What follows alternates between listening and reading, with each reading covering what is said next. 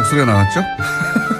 저랑 무슨 대화를 나누고 있었냐면, 이 하와이 음악 왜 나오냐고. 그래서, 저희 대표님이, 청취율 2자릿수 나오면 하와이 보내주기로 했는데 안 보내주고 아주 계속 항의 차원에서.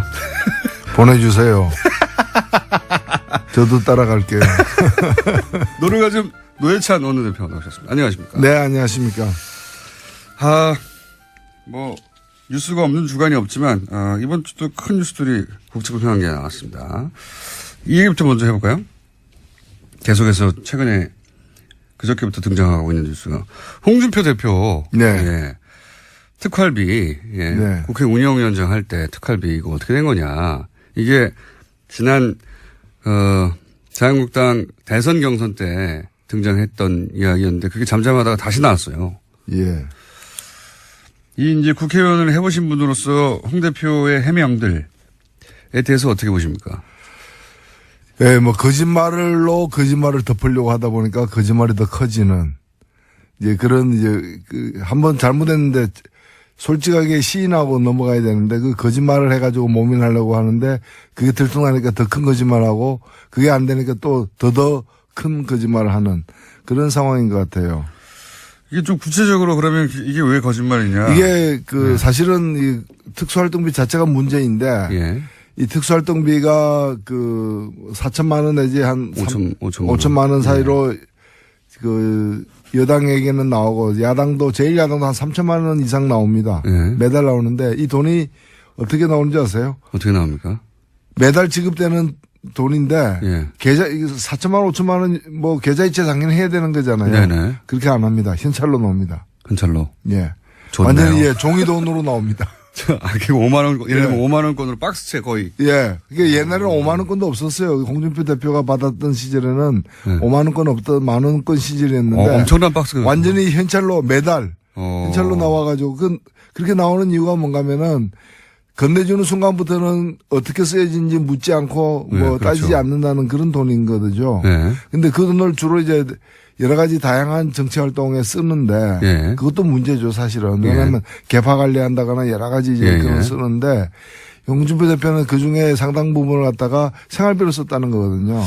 그러니까 이제 이게 공금이기 때문에 다른 용도로 쓰는 것도 공금 행령에 속하는데 그러니까 생계형 횡령 범죄죠, 이거는. 예. 이게 이제 제가 그대로 워딩을 지난 자유한국당 대선 경선 때의 워딩을 전하면 이 질문을 이제 김진표 의원이 당시 운영위원장 할 때 판공비를 집에 갖다 줬다는 이야기가 있다 이렇게 물으니까 그게 아니라 2008년 여당 원내대표 할 때 국회 운영위원장을 겸하기 때문에 여당 원내대표가 운영위원장을 겸하죠. 그 때문에 매달 국회 대책비, 이 국회 대책비가 소위 이제 판공비 혹은 특수활동입니다. 로 나오는 4,500만 원씩을 전부 현금화해서 국회 대책비로 쓰고 남은 돈을 집사람에게 생활비로 주곤 했다. 여기서부터 시작된 거예요. 남은 돈을 집사람에게 생활비로 주곤 했다. 네. 왜 이렇게 답을 했을까요? 이분이 지금 걸려있는 사건이 있죠. 예. 성완종. 예. 사건에서 그로 문제가 되니까 이분이 이제. 1억 받아가지고 이거 기탁금 낸 거 아니냐 이런 식으로. 예. 그래서 이분이 전농동의 모 은행 그 지점에 금고. 네.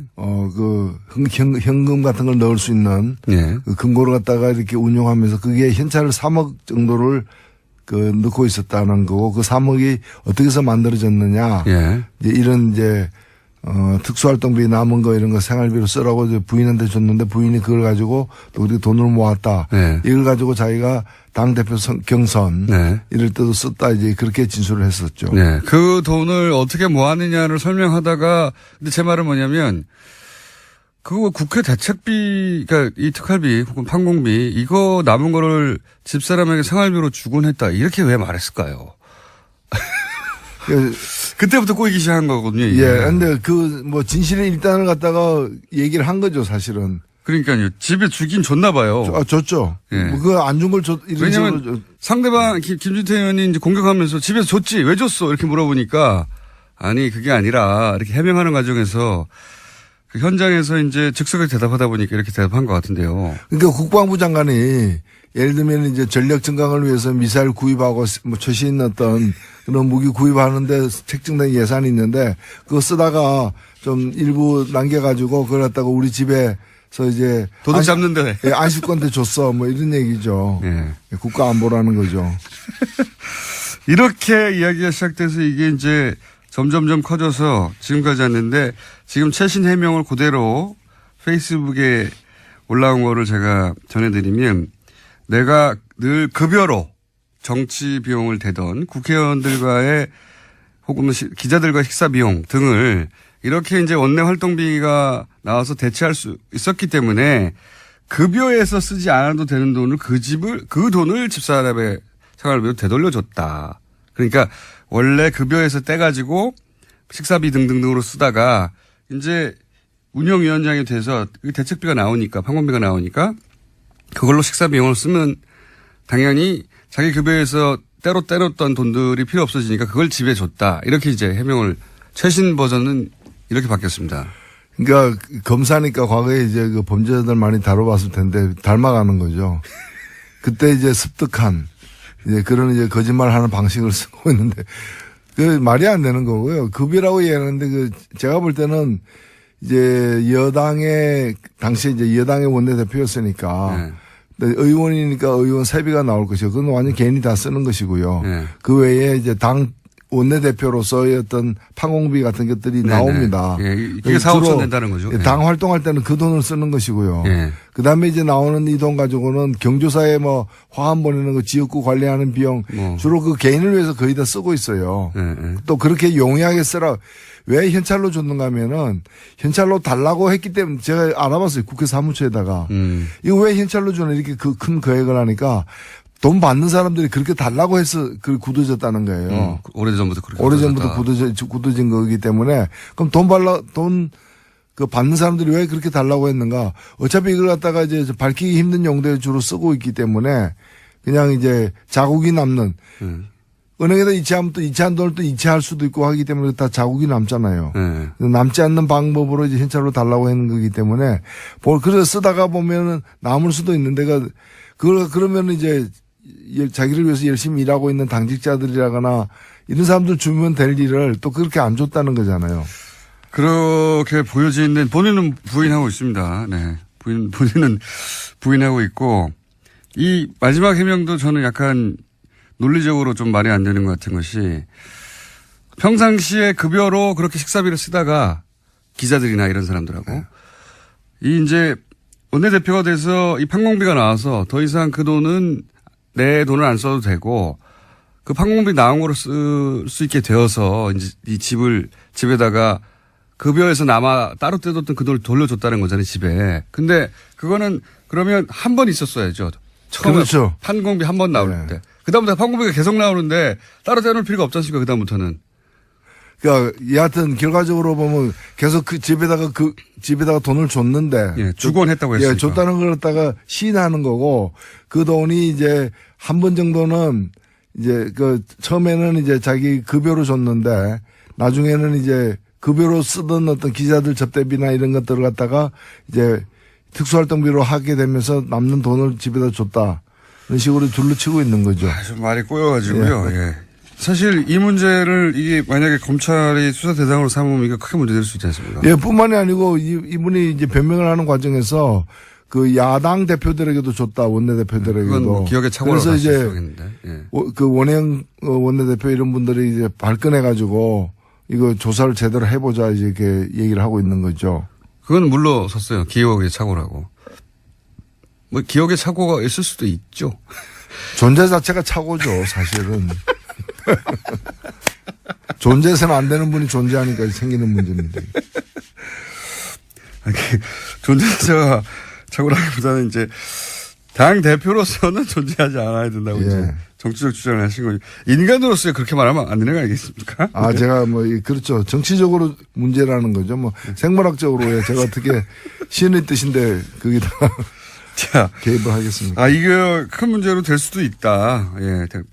평상시라면 큰 문제로 발전할 수도 있는데 지금은 워낙 큰 문제가 많기 때문에 지금 네. 묻혀 있는 거죠. 워낙 큰 문제가 많아서. 자, 그리고 이제 어제 있었던 굉장히 큰 정치권의 주목을 받은 사안 중에 하나가 이제 국민의당 끝장 토론입니다. 네. 바른정당에 대해서는 바른정당은 사실상 분당 수준으로 갈라질 것 같다라고 노르가즘에서 그 일이 있기 한참 전부터 말씀하셨는데 국민의당은 어떻게 전망하십니까? 예, 뭐 날이 춥기 때문에 뭐 밖에 나가기가 쉽지는 않죠. 그렇죠. 예. 예.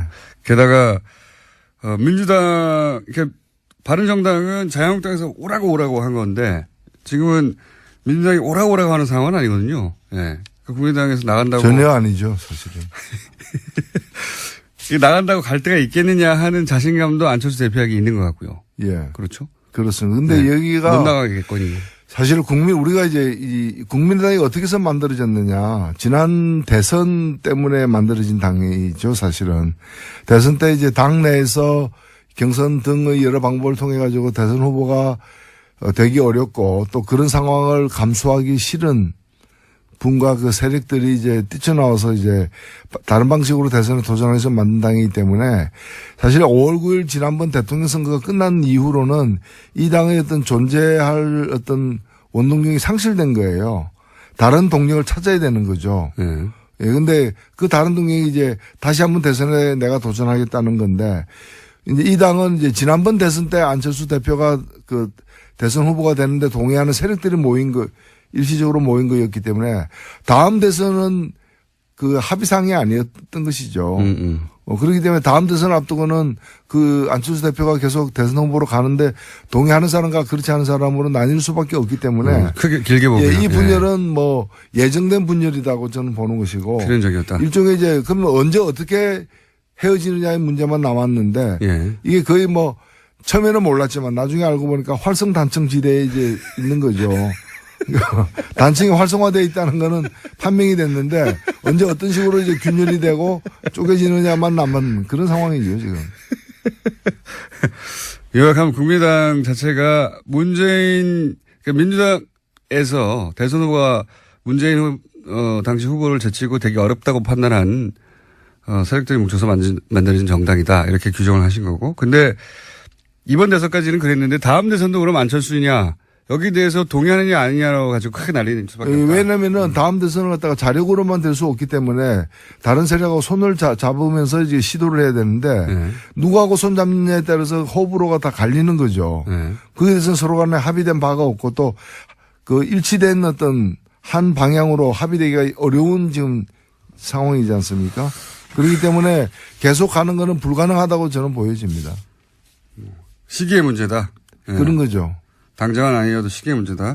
근데 안철수 대표가 어제 끝장 토론에서 했다는 말로 옮겨보자면 지방선거에서 2등을 통합을 하면 바른정당과 할 수 있고 그렇게 되면 자유한국당은 사그라들 것이고 그리고 문재인 정부의 실정도 있을 거였기 때문에 결국은 우리가 일당이 될 수 있다. 이 말은 결국은 바른정당과 합치고 그런 다음에 지방선거 이후에 자유한국당이 성과를 못 내면 그 당 안에서 이 당으로는 다음 대선이나 다음 총선이 어렵겠다고 생각하는 사람들이 떨어져 나올 것이고 그러면 그들과 또 합쳐가지고 일당 수준으로 커질 수 있다. 그러니까 바른정당과 합치고 그다음에 자유한국당 일부하고 합치는 이런 그림을 안철수 대표는 그리는 것 같아요. 예, 확실하게 그렇게 돼 있는 거죠. 예.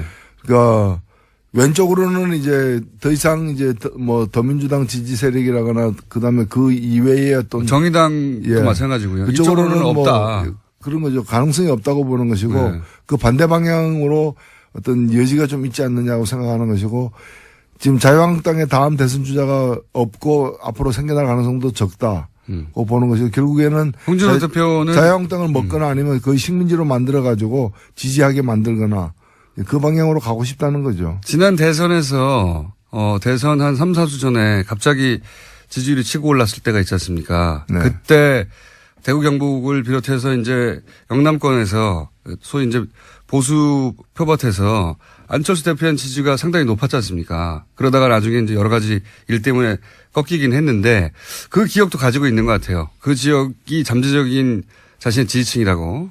그렇죠. 뭐 시험을 보면 1등 할 때도 있고 2등 할 때도 있고 뭐 10등 할 때도 있고 뭐 그런데 1등 한 기억만 남는 거죠. 좋았던 기억만 가지고서 이제 예. 힘들면 그렇게 됩니다. 힘들면 그렇게 됩니다. 근데 이런 구상이 뭐 저뿐만 아니라 당연히 국민의당 내에 있는 분들에게도 그런 구상이 읽히다 보니까 예, 뭐 안철수 대표는 사실 그렇게 생각할 수도 있죠. 그러니까 정치의 목표를 갖다가 정말 제대로 된 새 정치를 하는 게 목표라면 모르겠는데 그런 목표가 아니라면은 이기는 목표.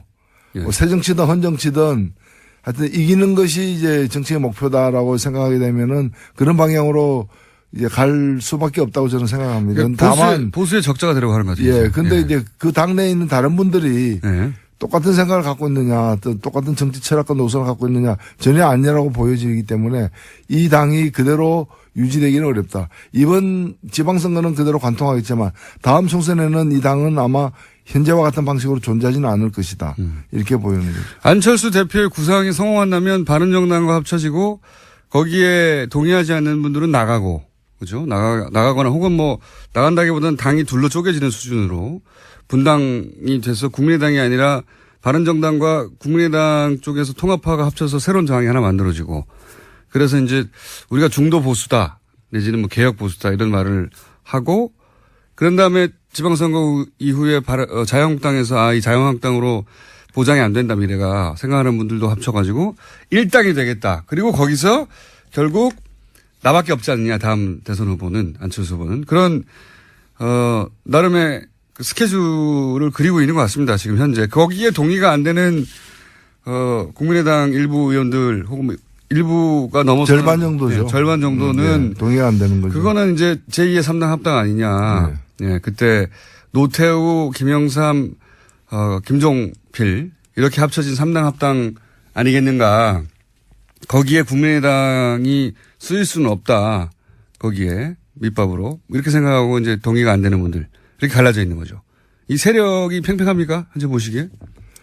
글쎄요. 제가 볼 때는 지금 우리 정치가 이번에 그 촛불 이후에 그 장기적으로 보면은 그 삼김 정치로 이제 영남 호남 대립구도를 기본으로 하면서 이렇게 보수 진보 내지 어떤 개혁과 예. 수구 이런 식으로 해가지고 편성되어서 한 30년을 왔는데. 예, 3당 합당 이후로 그렇게 됐죠. 이제 새로운 어떤 정치 지형으로 가는 어떤 그 과도기에 지금 들어섰다고 보여집니다. 보여지는데 저는 지금 필요한 건 뭔가면은 보수의 혁신 그리고 이제 진보나 개혁 진영 같은 경우에도 정말 좀 새로운 어떤 패러다임으로 전체 지형을 더 재편을 요구받고 있는 상황인데 지금 어떻게 보면 안철수 대표의 생각은 구정치 질서가 그대로 유지된다는 전제하에서 거기서 이제 합종연행의 어떤 룰을 바꿔가지고 이기겠다는 거거든요. 그래서 기반 자체가 없어져야 될 타파돼야 될 옛날 세력 관계 위에 서 있다는 점에서 제가 볼 때는 별로 현실성과 미래지향성이 다 없다라고 보여집니다. 현실성 낮다고 보시다. 예. 그러니까 안철수 대표가 그렇게 제2의 3당 합당에 준하는 형식의 통합을 통해서 다음 대선의 후보로 우뚝 서는 그런 그림이 현실성이 낮다고 보시는 겁니다. 그러니까 새로운 어떤 모델을 찾아야 되는데 옛날 모델, 없어진 옛날 모델, 그러니까 YS 모델 이런 걸 지금 이제 지향하는 거죠. 그러니까 하다가 안 돼, DJ 모델 쫓다가 안 되니까 YS 모델 쫓고 더 안 되면 무슨 뭐 전두환 모델로 갈 겁니까? 과거 지향적이라고 보는 거죠. 그건 불가능할 것 같아요. 예. 지금 지진 대책 관련해 가지고 이제 정부가 여러 가지 대안을 내놓고 있는데 그 전에 유해 최고위원이 포항 지진에 관해서 이제 이게 하늘 하늘이 경고한 것이다. 이렇게 표현한 것에 대해서는 어떻게 보십니까? 예, 그 말은 이제 그 포항 지진을 향해서 한 말이라기보다는 다른 정치적 공방 속에서 그 포항 지진을 끄집어낸 건데요. 문재인 정부가 얼마나 잘못했길래 이런 일까지 벌어졌냐, 뭐 이렇게 연결한 건데요. 예.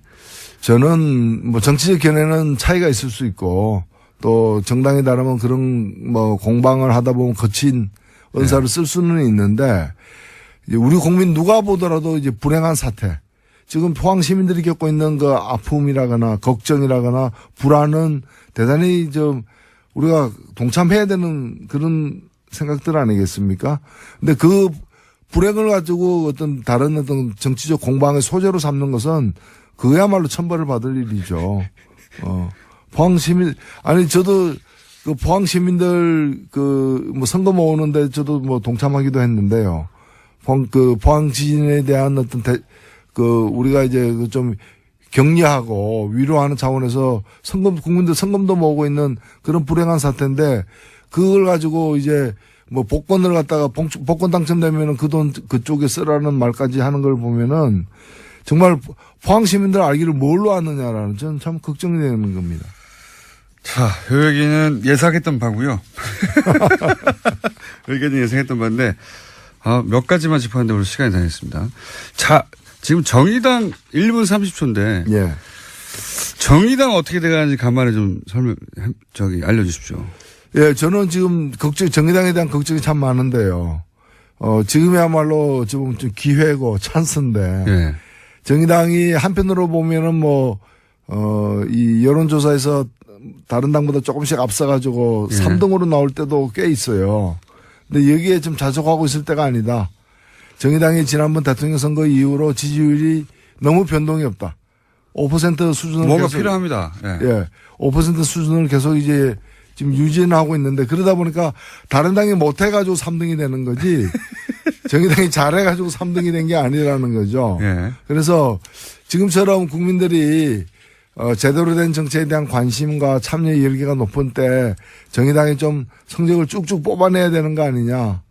그러면 다음 주에는 말이죠. 지금 이번 주 시간이 다 됐고 정의당을 어떻게 하면 쭉쭉 뽑을 수 있는가. 예, 정의당이 지지율 2자릿수에 진입해야 될 절호의 찬스다. 그 프로젝트를 다음 주에 설명해 주십시오. 예, 그렇게 하겠습니다. 잘 될까요? 자, 잘 돼야 됩니다. 그래서 그거 하고 나서 하와이를 같이 가시는 걸로. 아, 예.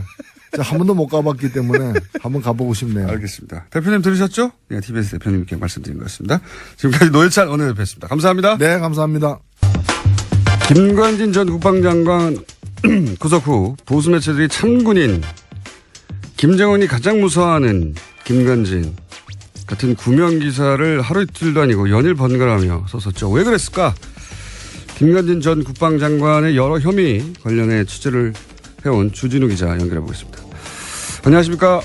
안녕하십니까? 예, 관련 취재 오래 해온 사람으로서 김관진 석방이 이제 법리적 판단 이외에 어떤 사유가 있을 수 있다고 그런 의혹을 가지고 계십니까? 네네. 석방 이유가 댓글 관련 서류에 수백 차례 결제만 했을 뿐 지시가 없었다는 것인데 상명하복의 군 특성상 있을 수 없는 일이고요. 네, 그건 뭐 상식적으로. 범죄 행위에 대한 결제는 확실한 이행 지시, 곧 명령을 의미합니다. 군에서는 특별히. 양승태 대법원장의 오른팔, 그러니까 신광열 형사수석부장판사가 직접, 이분 정말 막후 실력자입니다. 이분이 직접 커밍아웃을 해야 할 만큼 법원은 안팎에서 다급하고 긴박하게 움직였습니다. 안팎에서 다급하고 긴박했다는 건 어떤 사정입니까? 구체적으로? 김관진이 구속되자 보수 세력의 코어가 직접 움직였습니다. 특별히 이명박 진영에서, 이명박 전 대통령 진영에서 분주하게 움직였습니다. 저는 그 이유가 김관진이 8년 넘게 국방부 청와대에서 무기 거래를 진두지휘한 사실상의 정점이라는 데서 찾고 싶습니다. 로키드 마틴, 그리고 사드의 국내 반입, 그리고 무기 거래의 그 숨은 계좌, 이 부분에 가장 중요한 사람이 김관진이었습니다. 그런 의혹을 가지고 계시다. 네. 그럼 주진우 기자가 그런 의혹을 가지고 오랫동안 취재해 온 것은 제가 알고 있는데 검찰도 혹시 김관진 전 국방장관에게 그런 무기 사업과 연루된 혐의를 두고 있었나요? 예. 이번 구속영장은 이번에 구속된 이유는 사이버 사령부에서 댓글 공장의 주범이라는 판단 때문이었습니다. 네, 그렇죠. 근데 그 이외에도 청와대에서 세월호 일지를 조작한 혐의가 드러났었고요. 그리고 결국 검찰이 승부를 보려고 했던 것은 이명박 박근혜 정부의 무기 관련 어허. 거래 내용이었습니다. 이 부분에 대해서도 상당한 혐의를 두고 있었습니다. 김관진 장관이 무기 사업과 관련해서 입을 열 경우 보수, 그러니까 대한민국 보수의 뿌리가 통째로 뽑힐 거라는 위기감이 있었던 것으로 저는 파악하고 있습니다. 그게 여기서 핵심은 구속영장은 사이버사령부 댓글 공작으로 청구된 것이긴 하나 검찰에서는 무기 사업과 관련해서 또 혐의를 두고 있었다. 그렇습니다. 이게 이제 검찰 쪽에 그런 판단이 있었다고 하는데 미국 쪽에도 이런 취재를 주진 기자 오랫동안 해왔지 않습니까? 미국 쪽에서도 네. 혹시 들은 이야기는 없습니까? 그렇습니다. 제가 이 혐의 때문에 지난달 미국 워싱턴에 방문했었는데요. 미국 그 정부 관계자들도 이 부분에 대해서 조금 깊이 보고 있습니다. 김관진 청와대 전 안보실장이 이명박 박근혜 탄핵 이후에 지난 1월과 3월에 미국에 급히 방문했었어요. 네. 그때 사드 배치를 당겨달라 이런 얘기가 있었지만 뒤에서는 여러 다른 방산 업체와 관련된 작업에 있었던 것으로 미국 정부 관계자들도 증언하고 있습니다. 그러니까 사드를 신속히 배치해달라고 갔지만 그렇다면 그 결정은 미국의 정부 관계자가 하는 일인데 네. 정부 관계자만 만난 게 아니라 방산업체 관계자들과도 따로 만났다. 예. 예. 그래서 방산업체 관계자들과의 만남에 대해서 미국에서도 기본적으로 들여다보고 있다. 예. 관계당국들이. 네. 김관진 전 장관을 어느 업체와 특별히 로키드 마틴과 특별히 결탁된 사람으로 보고 있었습니다. 미국에서도. 예. 예. 국내에서도 그런 얘기는 많이 나왔습니다만 확실한 물증이 없다 보니까 이제 그런 의혹만 여기저기서 제기되고 말았는데 미국에서도 그런 혐의를 두고 있다. 네. 김관진 장관이 워싱턴에 머물렀을 때 로키드하고 그때 결탁된 것으로 그리고 여러 가지 한 2년 정도 가족과 함께 머물렀죠. 네, 그렇습니다. 그래서 그때 만났다. 가족과 김관진 장관의 뒤를 봐주고 여러 가지 친밀한 관계에 있다는 것은 명확한 것 같습니다.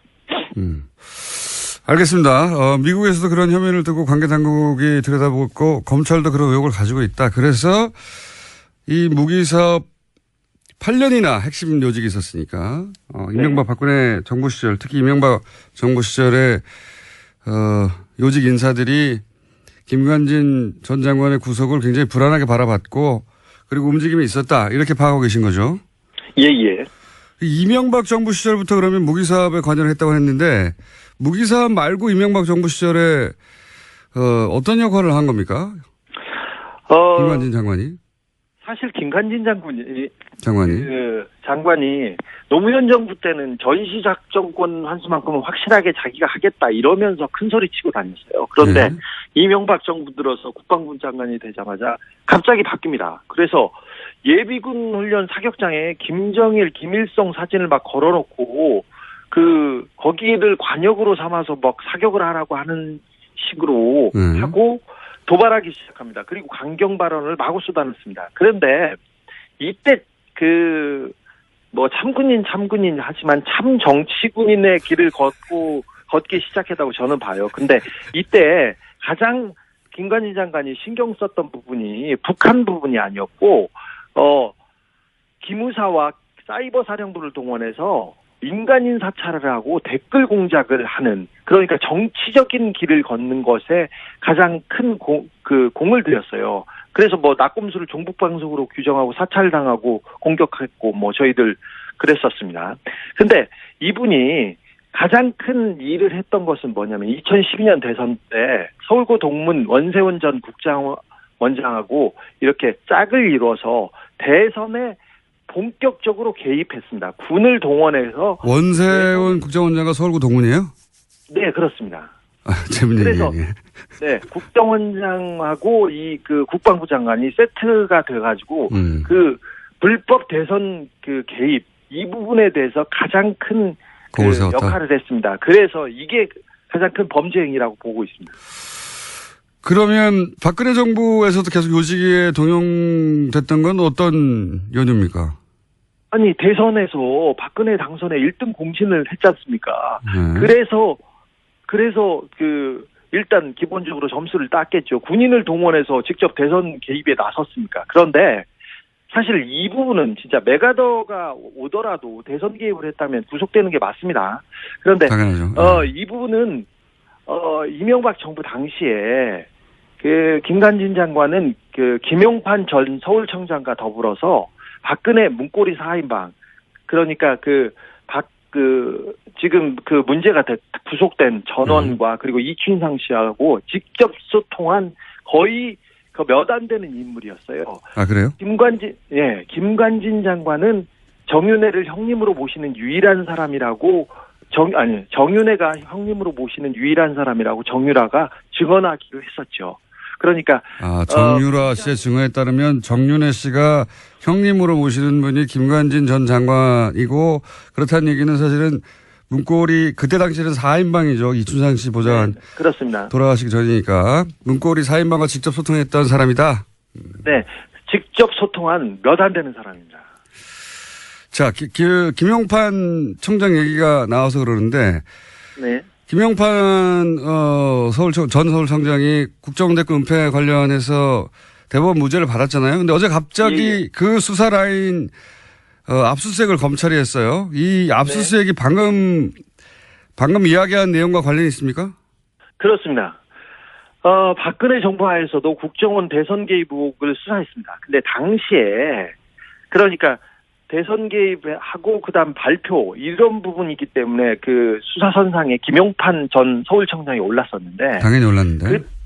그때 청와대에서 압력이 굉장히 거셌습니다. 그리고 보수 진영에서도 마찬가지고. 그런데 어느 정도였냐면은 원세훈 전 국정원장은 잡아가도 구속해도 되는데 김용판만은 안 된다고 굉장히 거세게 막아섰습니다.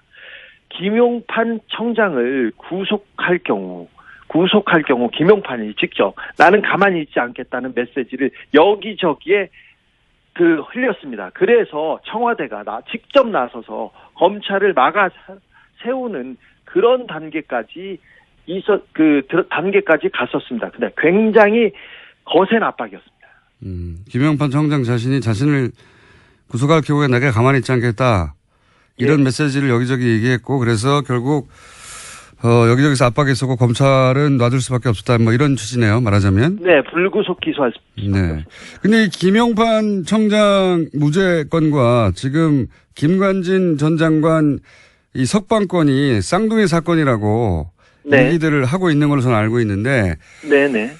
그랬다는 얘기는 김관진 전 청장이 지금 보수 매체에서 보도되기로는 자기는 구속 적부심 하지 않으려고 했는데 하도 권유해가지고 할 수 없이 했다. 상관인 자기가 혼자 나갈 수 없다고 거절한 것을 이런 식으로 굉장히 미화되고 있는데 그러면 김관진 전 청장도 자신의 구명을 위해서 이런저런 얘기를 했다. 이런 정보가 있습니까? 그렇습니다. 김관진 전 청장이 구속적부심 청구를 반대했다는 TV조선이나 조선 쪽에 보도가 있었는데 정반대였습니다. 정반대. 김관진 전 장관이 자신을 가만히 이렇게 안에 둘 경우 가만히 있지 않겠다는 메시지가 강하게 전달된 것으로 그런 소문이 그쪽에서는 났었습니다. 사실 조선일보하고 중앙일보가 나서서 사설과 기사를 연일 김관진이 구속되면 김정은만 좋아할 일이라고 대서특필 하지 않았습니까? 계속했죠. 동아일보까지. 네, 그렇습니다. 김관진을 모함받아 옥에 끌려가는 이순신으로 거의 승격하기도 했는데 이거 말도 안 됩니다. 참군인 김정은이 무서워하는 군인 이런 이미지는 사실 군 사이버사에서 김관진이 직접 만들었던 일들이에요. 말들이고 자신을 우상하기 위해서 포스터 만들고 쇼 벌이고 이거 조선일보가 다시 얘기하고 아니 세상에 어떻게 군이 자국민 민간인을 공격하는데 북한이 왜 두려워합니까? 감사하고 우습죠. 자. 사실 이거 말도 안 되는 경우인데. 그만 흥분하고요, 주진 기자. 네. 자, 후속 취재 내용 나오면 특히 이제 미국 취재 내용이 좀 구체적으로 나오면 이 사안을 다시 한번 짚어보기로 하고 오늘은 여기까지 하겠습니다. 여기까지요? 네. 아니, 저는 흥분해가지고 지금 다른 네. 얘기를 못 하겠는데. 자, 들어가세요, 이제. 지금까지 시사인의 주준희 기자였습니다. 2012년 대선 직전 국정원 댓글 수사 관련해서 청와대 국정원 새누리당 경찰 간에 숨은 커넥션이 있었다 하는 걸 최초로 단독 보도한 한겨레 21 김한 기자 수에 모시고 이야기 좀 자세히 나눠보겠습니다. 안녕하십니까? 네, 안녕하세요. 이게 그러니까 대선 직전에 그렇죠. 예, 그리고 마지막 토론회 네. 전후해서 네. 굉장히 바쁘게 돌아갔죠. 그렇죠. 예, 예. 그 마지막 토론회 5일 전이었던가요? 네. 4, 5일 전에 소위 이제 국정원 댓글 사건 소위 누굽니까? 김하영 직원. 예. 김하연 직원이 오피스텔에서 네. 작업하고 있는 걸 잡아서 네. 처음으로 이제 밝혀졌는데 이걸 경찰이 수사를 했죠. 그렇죠. 수사를 수사를 했는데 대선 마지막 토론회 날 네. 여러 가지 일들이 있었습니다. 네, 일단 그 그렇습니다. 얘기를 해주세요. 무슨 일이 있었는지. 기억을 대선에 대해서. 12월 11일은 민주통합당이 국가정보원 직원이 불법 선거 운동을 하고 있다 이런 신고를 받고 강남의 역삼동에 있는 한 오피스텔을 급습한 날입니다. 네. 이 자리에는 국회의원들과 경찰도 같이 갔었고요. 네. 말씀하신 대로 16일은 18대 대통령 선거의 3차 토론회 마지막 토론회였죠. 네. 마지막 토론회가 있던 날입니다. 그러니까 11일부터 13일까지 그 오피스텔 앞에서 대치 상황이었고 네. 그 여직원이 이제 문을 열어주지 않고 있었죠. 네. 그리고 그래서 감금이라고 했죠. 네, 감금 사건이라고 감금. 이제 새누리당은 불렀죠.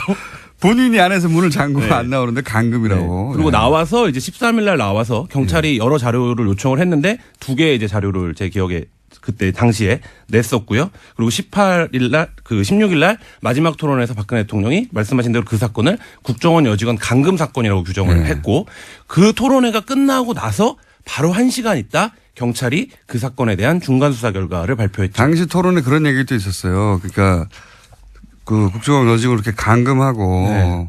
그런 식으로 부모도 못 만나게 하고 그렇죠. 인권을 침해하고 네, 무죄를 기정사실화하고 이제 예. 발언을 했죠. 그리고 이제 뭐 거기서 아무것도 안 나올 경우에 책임져야 된다는 네. 식의 박근혜 당시 후보가 굉장히 자신 있게 그렇죠.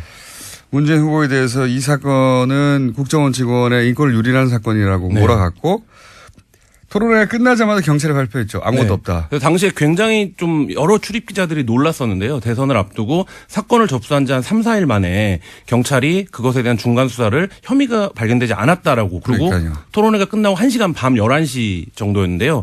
그리고 그때 경찰이 11시에 중간 수사 결과를 발표하고 나서 바로 11분 뒤에 국정원이 입장을 발표합니다. 그래서 당시에도 뭔가의 공조가 있었다. 이런 이제 그때 얘기는 그렇게 얘기 많았었죠. 네, 의심들은 많았는데 저희가 한겨레 21이 처음으로 이 당 청 그리고 국정원과 경찰의 사각통화 커넥션의 통화 내역을 입수를 했습니다. 자, 그래서 이렇게 자랑스럽게 나온 거예요. 네.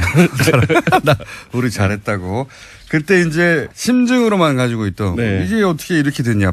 누가 밤 11시에 사건을 접수하고 이런 복잡한 사건을 3, 4일 만에 혐의가 없다. 발견된 게 없다고 중간 발표를 그것도 11시에 네. 하고 11분 있다가 국정원 그걸 또 어떻게 알고 경찰 그런 그렇죠. 발표를 할지.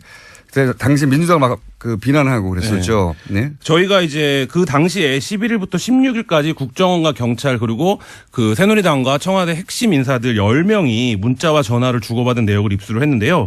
핵심 인물 10명은 휴대전화 번호 14개를 사용해서 524개의 번호 총 3,295번의 연락을 주고받았습니다. 본인들이 이게 열심히 했다는 겁니다. 진짜. 네. 그래서 저희가 이것을 3,000번이 넘는 통화를 자기들 다 분석했다. 네. 분석했다고 그래서 자랑하는 저희 거고요. 이번 한겨레 21을 보시면 이것을 이제 연결망 분석으로 시각화해 놓은 자료를 보실 수 있는데요. 네, 좀 좋으세요 한번. 네, 그럼 실제 누가 어떻게 통화를 했는지가 자세하게 이제 보실 수가 있는데요. 이렇게 그림으로 나오니까 쉽게 파악이 되는 거군요. 네, 그래서 이번 저희 분석에서 처음으로 이때 이명박 정부 청와대가 이 사건에 연루되어 있을 가능성이 드러났는데요. 당시 청와대 하금열 비서실장, 이달곤 정무수석 그리고 이하묵의 청와대 비서실장 선임행정관 등이 국정원 경찰 등과 집중적으로 통화를 했다는 사실을 처음으로 밝혀냈습니다. 이 관계망에 따른 그림을 보면 다른 사람들은 다 추정 예를 들어 원세훈 국정원장이 등장한 건 당연한 것 같고, 그죠? 국정원 3차장, 국정원 심리전단장, 국정원 2차장 이런 사람들이 이 그림에 등장하는 건 너무 자연스러운데 국정원 국인정보국장까지도. 근데 여기 권선동 새누리당 국회의원이 여기 등장하네요. 예. 그리고 서울경찰청장 김기용 당시 경찰청장 수사부장 서울경찰 수사과장 수사계장 네. 줄줄이 다 등장하는 것도 다 네. 등장하는 것도 네. 자연스러운데 여기서 또 처음 보는 분은 윤상현. 네. 예. 당시 박근혜 수행단장이었죠. 예, 박근혜 전 대통령 누나라고 부른다고 네. 하는 윤상현 당시 수행단장과 권선동 새누리당 국회의원이 이 그림에 등장하는. 그래서 그 통화 내역을 분석을 처음입니다. 해보면 서로 매칭을 해서 통화를 하는 양상을 그러네요. 볼 수가 있는데요. 네. 예를 들어서 하금열 청와대 비서실장이 박원동 국익정보국장과 통화를 하면 국익정보국장이죠. 박원동은 이후에 민병주 심리단장과 집중적으로 통화를 합니다. 그러네요. 그리고 이정현 공보단장은 차문희 2차장과 집중적으로 통화를 하고 그러니까 본인의 카운터 파트너가 따로 있는 따로 거죠. 있는 거죠. 예, 그래서 예. 차문희 2차장은 이정현 공보단장 등과 통화를 한 이후에 이정현 공무단장도 예. 등장하네요. 예. 원세훈 원장이랑 또 집중 통화를 합니다. 그러니까 이 연결망들에서 그러니까 예를 들면 당의 누군가가 국정원의 누군가에게 전화를 하면 이 국정원의 누군가가 뭐 공교롭게도 계속 그 내용을 자기 상관이나 혹은 심리전단에게 이 내용을 그 전파하는 이런 형태의 그림들을 볼 수 있고요. 당시 이제 권영세 의원이 선대위 종합상황실장이었는데 권상황실장은 뭐 그 통화 기록으로만 보면 종횡무진 활약을 하시는데요. 뭐 김용판과도 직접 통화하고 김용판과 통화한 이후에 뭐가 석연치 않았는지 박원동에게 또 전화를 합니다. 김용판은 당시 서울경찰청 청장입니다. 그렇죠. 예, 청장, 예. 경찰청장과 통화를 하고 박원동 이제 국정원 국익정보국장이랑 통화를 하는데요. 이 바빴네요. 네. 권상황 실장은 당일 그러니까 16일 오후에 이미 무죄 판결이 날 것 같은 취지의 발언을 이제 출입기자들에게 했었었는데요. 그걸 어떻게 알았냐? 뭐 이런 이 부분들이 그림 그리는 프로그램 뭐예요, 이름? 시각화 프로그램 개피라고 하는데요. 네. 그래서 저희가 이 처음에 입수한 게 이렇게 이름이 있는 문건이 아니라 전화번호만 쫙 있는 이렇게 두꺼운 그렇죠. 저도 그런 거 본 적 있는데 네. 그거 파악이 진짜 어렵거든요, 관계가. 그거를 저희가 약 3주간의 그 데이터 복원, 백원 그리고 이제 작업을 통해서 그다음에 이 완성을 프로그램에 했습니다. 집어넣더니 그림이 나왔다. 네, 그렇죠. 한 3주 걸렸습니다. 네. 이게 전문용어로 노가다, 네. 막노동의 결과물이네요, 정말로. 굉장히 재밌습니다. 그림으로 그려놨더니. 하여튼 엄청나게 서로 통화 많이 했다. 자기들끼리. 예. 뭐 6일 동안 6차례 통화를 아침 저녁으로 전혀 통화를 해야 되지 않아도 되는 사람들이 통화를 한 적 있고 뭐 하루에 5-6차례씩 집중적으로 통화를 한 적도 있고 뭐 그런데요.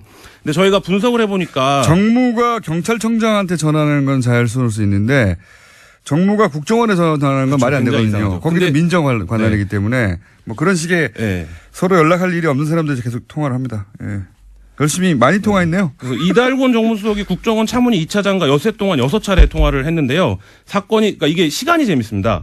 사건이 벌어진 날 밤 10시 14분, 10시 23분 통화를 하고요. 12월 14일에도 9시 26분, 10시 4분에 2차례 통화를 하는데 모두 이달곤 정무수석이 전화를 거는 겁니다. 그러니까 이 상황을 놓고 보면 최소한 정보를 취합하기 위한 것이거나 수사 지휘를 하기 위한 것이라고 보여지면 최소한 이 당시의 수사의 주도권은 경찰이 아니라 국정원이 갖고 있었다. 이렇게 볼 수밖에 없는 그러네요. 상황이에요. 이 네. 그림 도표 땅에 따르면 화살표가 누구한테서 누구한테로 가느냐 이것도 나오는군요. 열심히 잘하셨고요. 예. 네, 한겨레 21 보시면 그 그림을 자세하게 보실 수 있습니다. 여러 그림들이 있습니다. 제가 보실 필요 없이 자세히 말씀드릴게요. 혹시 구독할까봐. 정기 구독을 자. 부탁드리겠습니다. 하여튼 재밌습니다. 시각화해 놓으니까 한눈에 들어오네요. 네. 분석을 많이 하셨네, 진짜. 저희가 이제 시간과 장소 분석도 했는데요. 기지국 분석도 따로 했네요. 네, 기지국 분석도 굉장히 재밌습니다. 지도 위에 그려놓으니까 이거 재밌네, 이거. 네. 아, 장소가 나오는데요. 예. 그 반경 500m면 한 100개 정도의 이동통신 기지국이 있는데요. 네. 이 가운데 여의도의 정우빌딩이라는 곳에서 이 사람들이 모두 등장합니다. 거의 대부분의 사람들이. 아. 근데 이 정우빌딩은 새누리당 대선 캠프 당사에서 한 140m 정도 떨어진 곳이에요. 그러니까 예를 들면 이 140m 반경에도 한 그 100여 개 이상의 당연히 이제 통신국이 있을 텐데 유독 다 정우빌딩으로 잡힌다는 거죠. 이거는 그러면 일종의 당시 여러 가지 상상이 일어나시죠. 캠프. 네. 그러니까 이게 이제 드러난 캠프가 아니라 네. 은밀한 캠프였을 수 있네요. 왜냐하면 여기에 국정원 차장, 이정현 당시 공보단장, 권영세 당시 종합상황실장, 국정원 대변인, 국정원 심리전단, 국정원장, 서울지방경찰청 청장 김용판 청장. 네.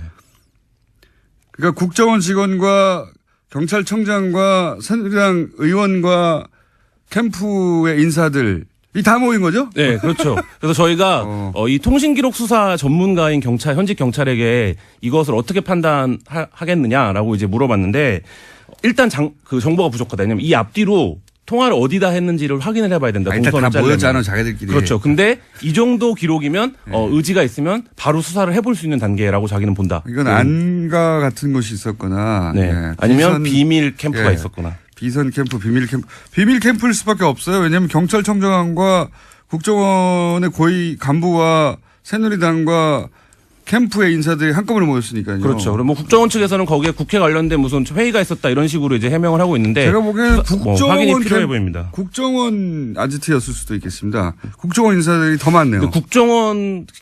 국정원이 당시에 뭐 국회 정보위원회가 거기서 열렸다거나 이런 부분들을 뭐 추가적인 확인이 필요하긴 한데요. 국정원이 대선 기간에 여의도에 사무실을 운영하는 것도 사실 비정상적인 상황이긴 하죠.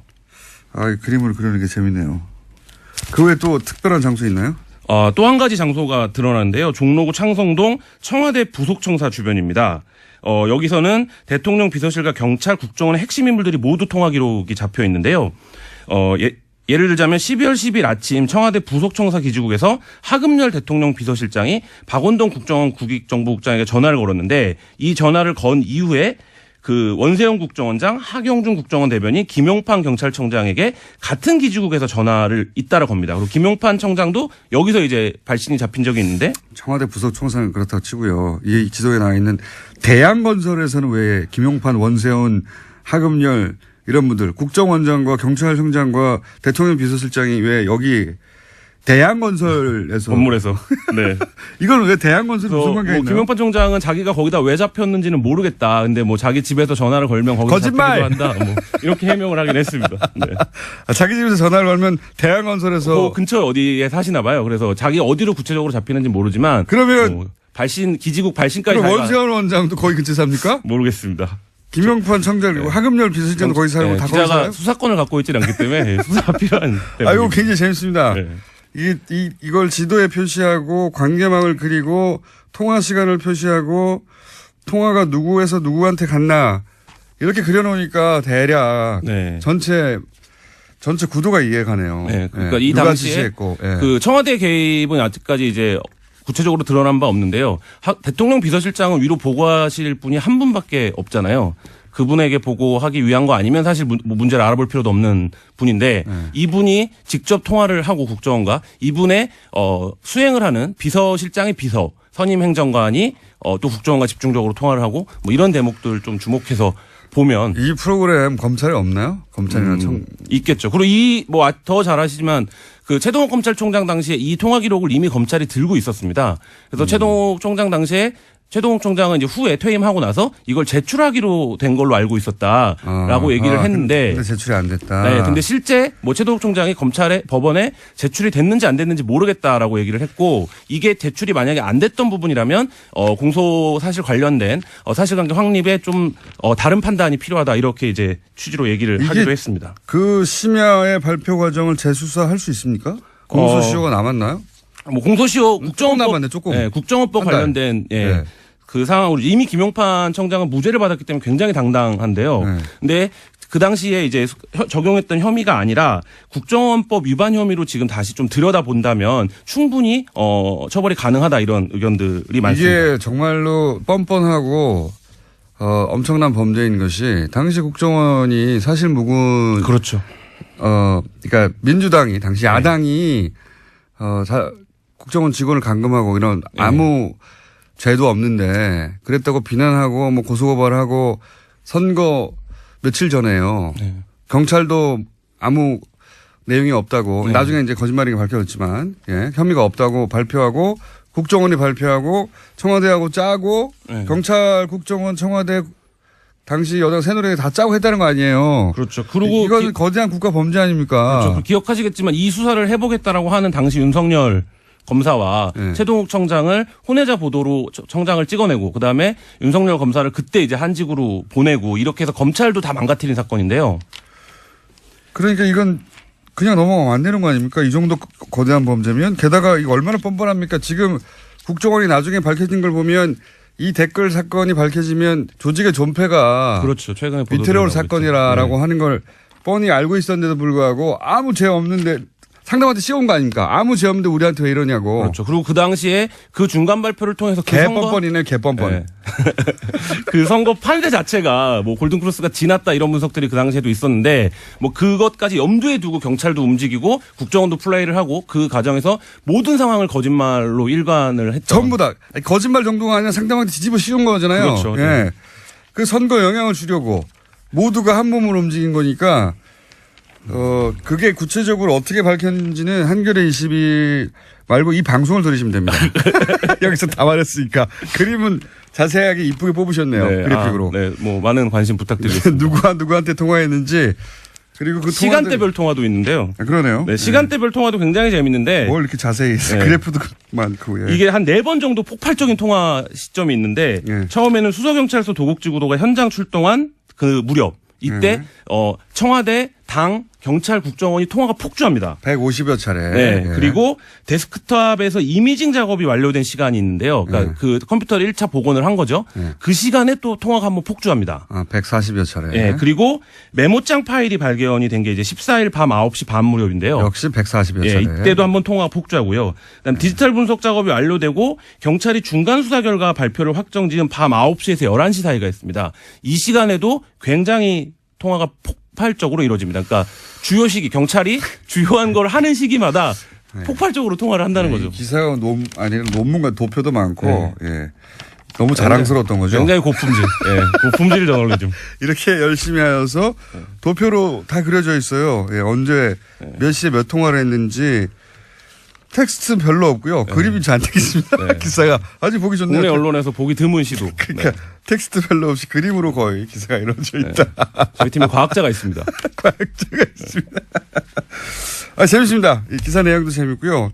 재밌는 걸 넘어서서 네, 경찰 수사를 반드시 해야 됩니다. 이 사건. 굉장히 의미 있는 수사를 촉구할 수밖에 없는 보다 보면 이 너무 이상해요. 예, 정부 빌딩에서 왜 이 사람들 국정원과 새누리당과 경찰청장이 왜 모이냐 이거예요. 그리고 대한건설에 뭐가 있는지 모르겠는데 하여튼 그 사옥에 국정원장과 또 경찰청장과 대통령 비서실장이 왜 모이냐 이겁니다. 그렇게 통화를 한 것도 드러났고 고생하셨습니다. 네, 감사합니다. 지금까지 한겨레 21의 김한 기자였습니다. 사진 작가, 행위예술가 김미루 씨 아십니까? 도올 김용옥 선생님의 막내딸로 알려진 분이죠. 미국에서 활동하시는데 오늘 스튜디오에 직접 나오셨습니다. 안녕하세요. 네, 안녕하세요. 예, 제가 듣기로는 저희 방송에서 모신다고 했더니 비행기 표를 끊고 직접 오셨다고 나라서 맞아요? 네, 어젯밤에 도착했어요. 그래요? 몇 시간 안 됐어요, 언제. 전화로 해도 되는데. 전화로 하면 안 된다고 그래서. 누가 그래요? 그럼 평상시에 혹시 뉴스 공장을 잘 듣는다든가 저를 아셔서 오신 거예요? 아니면? 아니요, 잘 모르는데. 잘 모르는데 왜 굳이? 아니, 제가 주위에 이렇게 물어보니까, 네. 다 모르는 사람이 없더라고요. 저밖에 모르. 주위에 물어보니까 그거 꼭 나가야 된다고? 네. 그래? 그리고 비행기 표를 끊으신 거예요? 주변에서 뭐라고 강력하게 추천했기 때문에 이렇게 비행기 표까지 직접 끊으신 겁니까? 그냥 꼭 나가야 된다고 사람들이 많이, 듣는 프로그램이라서. 네. 그리고 굉장히 영향력이 높다고. 우리 지금 한국 사회에요. 네, 저를 모르시는, 그리고 주변에서 그냥 가라고 해서 비행기 표까지 끊고 오신, 사진 작가이자 행위예술가. 제가 그 사진을 본 적이 있어요. 그때는 사실 김용옥 선생님의 딸임인지 모르고 돼지우리에서 찍은 사진, 그 유명하잖아요. 네. 예. 그러니까 그 사진의 작가로는 알고 있었어요. 그 사진이 유명하죠? 네. 자기 사진 유명하대. 그 사진 설명 좀 해주세요. 공장식 농장 네. 있잖아요, 대규모. 네. 그런데 미국 그 아이오와주하고 미조리주 그런데 네. 찾아다니면서 몰래 이렇게 그런데 들어가서 찍은 사진들인데요. 네. 그러니까 도살 당하기 직전에 돼지들이 잔뜩 모여있는 돼지 우리에 들어가가지고 네, 아주 대규모 공장, 예. 공장식. 그런 식으로 이제 사육하는 것도 좀 비판적이기도 하고 제가 동물을 굉장히 좋아해서요. 근데 특히 돼지들이 이제 사람이랑 비슷하다고 제일 그래도 보기에도 좀 흡사하고 강아지가 아니라 돼지가 그냥 비주얼하기도 그렇고요. 더 강아지보다 더 똑똑하다고 그리고 인체랑 비슷하고 그렇죠. 구조도. 그래서 돼지를 선택했다. 네. 그리고 나서 그 사진을 찍기까지는 얼마나 걸렸어요? 몰래 들어가고 한 2달간 한 작업인데요. 2달간. 그 여행한 거는 사실 뭐 한 2주 정도. 준비를 2달간 네. 하고 그리고 근데 2주 그런 정도. 그 장소를 알아내기 굉장히 힘들었어요. 허락이 안 나오니까. 그러니까 외부 사람들 절대로 못 들어오게. 어떻게 해놨어요. 들어갔어요? 결국은 그냥 몰래. 몰래 사람들 안 볼 때. 네, 근데 그런 데는 이제 그 총도 가지고 있고 거기 그러니까요. 농부들이 이제 그 또 무단 침입하면은 그냥 쏘고 그렇기 때문에 너무 무서웠는데 사실 돼지보다 사람이 더 무서웠어요. 그리고 그게 누드로 찍은 사진이어서 더 유명해졌잖아요. 네. 그러면 누드 상태로 돼지 우리에 같이 돼지들하고 같이 이렇게 있는 거예요? 컨셉이 이제 사람이나 돼지나 뭐 별로 다를 게 없는 생명이라는 거라서. 왜 하필 돼지 우리에 들어가서, 그러니까 뭐 돼지도 생명이고 인간과 가장 비슷하고 우리도 동물일 뿐이고 그런 메시지는 알겠는데 이런 작업들 자체를 시도하는 이유가 뭐였어요? 돼지 우리도 들어가고 폐공장, 뭐 폐쇄된 지하철, 하수구, 정신병동 이런 데 들어가셨다면서요. 왜 그런 공간들을 주로 선택해가지고 들어가서 누드로 사진을 찍어요? 제 생각에 뭐 제가 워낙 공포증이 많은 사람이라서 그래요? 어렸을 때부터 뭐 결벽 뭐 그리고 여러 가지 이제 뭐 어둡고 그런 데 싫어하고 공포증이 여러 가지가 굉장히 겁이 많았어요. 많았구나. 그래서 예. 아까 도울 선생님도 그런 말씀하시더라고요. 이렇게 될 줄 몰랐다고. 어릴 때 굉장히 조심스럽고 소심하고 네. 조용했다고. 네. 우선은 자기 공포를 극복하려는 과정이었어요, 그게? 아니면 자기 공포를 이렇게 표현하려고 한 건가? 작가들은 어떤 의도로 그런 걸 선택하는 거예요? 그냥 본능적으로 그렇게 나온 것 같아요. 본능적으로. 뭐 네. 예술가들이 작품을 설명하라고 그러면 설명 못 하죠. 네, 대부분 내 공포를 가장 적나라하게 드러내는 작업을 하고 싶었어요? 그런 게 있었겠죠. 김유루 씨 맞아요? 네. 김유루 씨 옆집에 사는 사람이 나와가지고 대신 얘기하는 것 같은데. 그러면 위생적이지 않은 것들, 뭐 더러운 곳, 어두운 곳, 추운 곳, 뭐 지하 그런 데를 무서워했기 때문에 그런 장소들이 선택된 거예요? 그 도시 시리즈 할 때는 네. 그런 버려진 곳들이 이제 네. 그 어떤 도시의 무의식 세계라고 생각하고 그렇게. 아, 도시의 도전을 무의식 세계. 멋진 단어다. 본인의 무의식에 있는 공포하고 네. 그런 버려진 것들은 도시의 무의식이다. 그러면 왜 누드입니까? 누구나 이제 몸은 있잖아요. 사람이 몸은 있는 거고 이제 그 나체는 사람의 원초적인 모습 그런 거를 생각하고 그 보는 사람이 그 공간에 그 사진 속의 공간을 직접 이렇게 몸으로 느끼게 해주는 그런 구실도 있고 해서. 자, 모르시는 분들은 이제 제가 잠깐 설명드리자면 사진작가, 행위예술가고 2007년 뉴욕타임즈가 전설로 소개를 했고요. 그리고 그 이후 작품들이 여러 군데 전시회를 했었어요. 우리나라에도 전시되어 있네요. 국립현대미술관과 리움에도 이미 들어가 있습니다. 오. 그리고 뉴욕, 마이애미, 이스탄불, 베를린 등등 갤러리에서 전시회 하셨고 현대갤러리에서는 전관 전시도 하셨고 많이 하셨네. 이미 유명하시구나, 이 업계에서는. 그런 분입니다. 도올 김영호 선생님의 따님인 줄 저는 나중에 알았어요. 아버지는 어떤 분입니까? 갑자기 생각이 나서.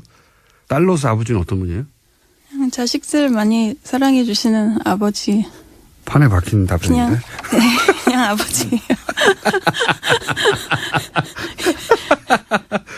아버지 단점 뭡니까?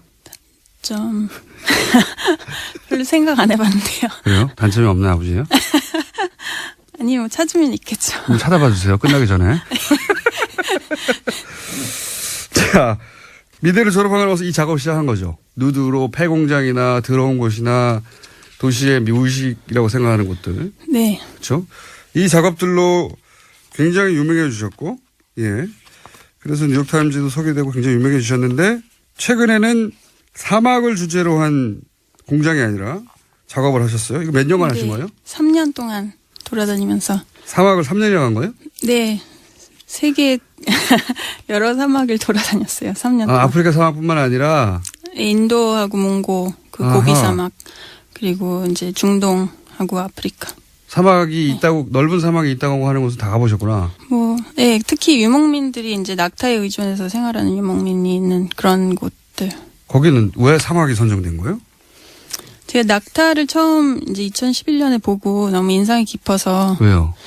처음에는 이제 생김새에 되게 꽂혀서요, 이렇게. 그리고 이제 좀 제가 리서치를 해보니까 그 낙타가 진화된 과정이 되게 재밌더라고요. 그래서 그 포식동물을 이제 피해서 뭐 다 싸우거나 숨어 다니거나 그러지 않고 그냥 피해서 다른 동물들이 살 수 없는 그런 제일 살기 힘든 곳을 가면서 그렇게 낙타가 그렇게 진화가 됐대요. 그래서 이제 평화의 상징으로 생각하면서. 아, 본인한테는 그게 평화의 상징으로 여겨졌다? 네. 특이한 관점이네요. 사막이 아니라 낙타에 꽂혔구나, 처음에는. 네. 동물에 주로 꽂히시는구나. 네. 동물에 꽂히는 이유는 동물이 사람도 동물이라고 생각해서 아니면 동물이 가깝게 느껴져요? 가깝게 느껴지는 게요. 이제 본능적으로 이렇게 통하니까 이게 언어를 뛰어넘어서 이제 본능적으로 통하는 그런 존재들이기 때문에 그 미술의 기능하고도 좀 비슷한 것 같아요. 언어를 뛰어넘어서 본능적인 감각으로 통하니까 미술하고 통한다. 뭔가 중간중간에 김민호 씨가 돌아오긴 하네요. 옆집 사람에서. 그래서 낙타를 딱 선정했어요. 좋아. 낙타. 그랬더니 낙타는 사막에 있으니까 그래 따라서 사막에 선정된 거군요. 낙타를 보고 난 다음에. 그 다음에 사막에 선정된. 낙타가 서식하는 곳이군요. 주제가 사막이 아니라. 이제 사막에서는 유목민들을 보면은 그 동물하고 사람 관계가 아직도 그 옛날처럼 이렇게 보존이 돼 있어요. 옛날처럼이라는 건 뭐예요? 서로 의지하는 관계? 네. 그리고 이제 요즘에 돼지 농장 그런 데 보면은 그게 동물을 먹는 그런 소비자는 완전히 이게 그 떨어져 있죠. 네. 네. 완전히. 어허. 그러니까 지금 일반인들에게는 돼지가 예전처럼 1대1의 관계가 아니라 그냥 소비재처럼 변해버렸고 둘 사이의 유대 관계가 전혀 없는데 그 사막의 낙타는 여전히 그렇게 1대1의 인간과의 관계를 유지하고 있더라. 네. 주제가 정해지면 거기가 사진만 찍고 오는 게 아니라 거기가 사시나 봐요? 네. 혼자 이제 여행하면서 그 환경에 완전히 빠져서 이렇게 살고 와요. 이걸 하면 기뻐요? 살면서 걱정되고 무섭고 그런 게 다 없어져요. 그냥 그 순간순간. 다음은 어디예요? 낙타하고 사막 말고? 정글이요. 거기 너무 위험하지 않아요? 아마존에 이제 가봤는데 지난해 가봤었거든요. 가서. 어릴 때 그렇게 겁이 많았는데 왜 이런 위험한 데만 자꾸 선택하는 거예요? 자기 공포심, 자기 본능을 들여다보는 거예요, 계속? 공포. 이번 프로젝트는 직접적으로 이제 공포증이랑 관련이 있어요. 그래서 되게 어려서 애벌레 공포증에 시달렸는데. 그냥 벌레. 애벌레. 번데기 같은 거. 네, 특히 애벌레. 그 중에서 특히 애벌레. 네. 그래서 이제 식용 애벌레를 찾아서 정글 속으로 들어갔어요. 굳이 그걸 먹어보려고 다시. 네, 먹어봤어요. 안 토했어요? 아니요, 맛있던데요.